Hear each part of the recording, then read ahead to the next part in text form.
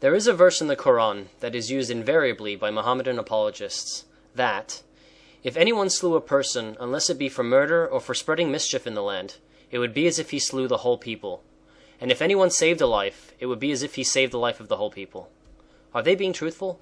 It gives me absolutely no pleasure whatsoever to tell our audience again and again and again that, like everything else that we have been showing regarding Muhammadan Islam and its followers, the above verse is misquoted with deliberate falsification to pretend to the mostly ignorant and trusting world that Muhammadan Islam is a peaceful and peace-loving belief system.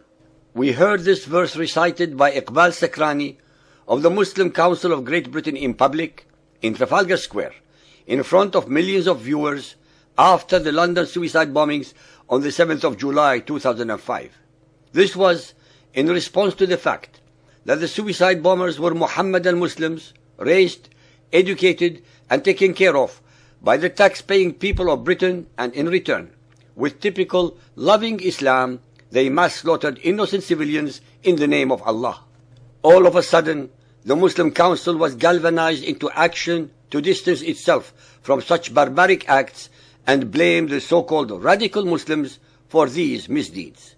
The very same Muslim Council, which never demonstrated against any and all outrages committed in the name of Allah, Muhammad, or Islam, anywhere and everywhere in the world during the past decades, was then doing its utmost to pretend that it cared for the welfare of the people of this nation. With their usual deceitfulness, Iqbal Sakrani, Muhammad Abdul Bari, Inayat Banglawala, all of whom are of non-Arabic background, and Tariq Ramadan, as well as many other luminary Muhammadans, pretended to be outraged at these insane acts. They then shed floods of crocodile tears in public with the assistance and compliance of the stupid and criminally negligent British media. I needed to give our listeners this background, especially for those who are not British. Now, I shall address the Quranic verse above from Surah Al-Ma'idah, which tells a perverted version of the biblical story of Cain and Abel, after Cain had murdered his brother. I would like our audience to listen very carefully to the beginning of the verse, which is actually the crux of this chapter. Al-Ma'idah 5.32. On that account, we ordained for the children of Israel that if anyone slew a person unless it be for murder or for spreading mischief in the land, it will be as if he slew the whole people. And if anyone saved a life, it would be as if he saved the life of the whole people. This verse, like hundreds of others in the Quran, is plundered and perverted from the Bible and or from Jewish rabbinic traditions. This particular one is from Pirkei Avot, sayings of the fathers in the Mishnah. Ladies and gentlemen, when the above verse is recited in full, one would understand that it was Allah addressing the people of Israel, and only the people of Israel, but neither Muhammad nor his Arab followers.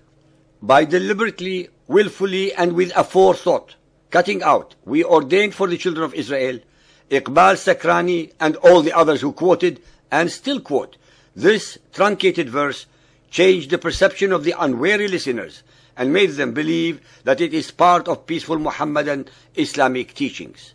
That was, and still is, their whole purpose and intent, and they have been and still are succeeding in their deception and fraudulence.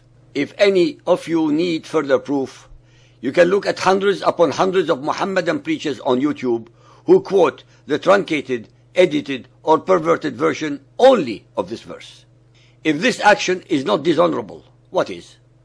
Why would such educated and learned men stoop to these abysmal levels of hypocrisy and mendacity if their Muhammadan Islam is so superior to all other beliefs? Why would they need to distort the Quranic verse if the Quran is as holy as they pretend it to be? Is this not a deliberate alteration of Allah's words? Does this not constitute blasphemy? How can any of them justify such dishonesty, both religious and intellectual? How could they treat their listeners, so-called believers or unbelievers, with such contempt?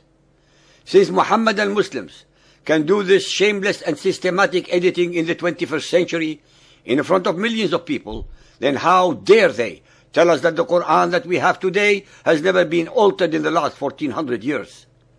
They have been getting away with these intellectual, moral and religious perversions because most human beings do not know the subjects at hand and hence are easily duped by well-dressed and well-spoken people whom they think are paragons of virtue and knowledge. Well, ladies and gentlemen, they are not, as we have been demonstrating repeatedly in our series, using the very Muhammadan Arabic sources to prove the opposite. The very internet that is used by the followers of Muhammad to propagate their messages of hate, of war, of superiority, of racism and intellectual fraud is also enlightening a mostly ignorant world about the real characteristics of Muhammadan Islam.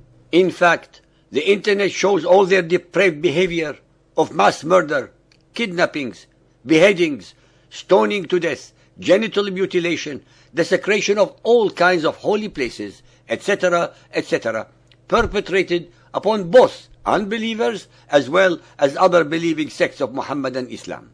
Can any follower of Muhammad prove what we are revealing here as erroneous or mendacious? We await their usual attacks based upon denial of facts and reality.